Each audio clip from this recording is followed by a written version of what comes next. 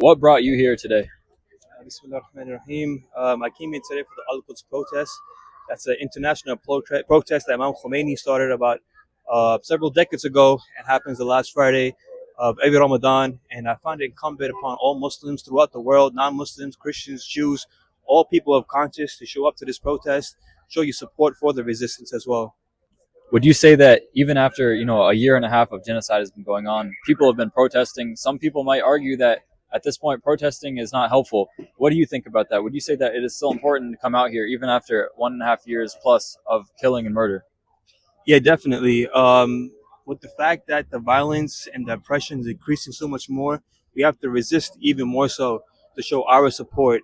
And if you look at the global support for Palestine, it's much stronger now than it was ever before. I mean, you see protests in London, you see protests in New York, you see protests from the Atlantic all the way to the Pacific. And this seems like it's going to get only stronger. How have you been personally affected by the events that have happened in Gaza and in Lebanon, Yemen, all the events in the Middle East recently with the wars? How have these events affected you in this genocide specifically? So I think these events are all personal to each person as an individual, and what we can do as an individual. Some people are journalists and they do their part as journalists.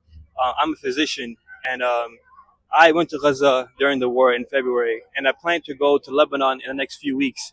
I heard the situation in Lebanon is getting worse as well too.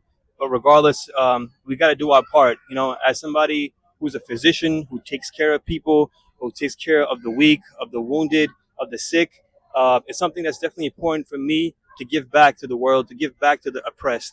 I'm not as needed in the U.S. as I would be needed in places like Gaza or Lebanon or Syria or Pakistan, Parachanad, and so on and so forth.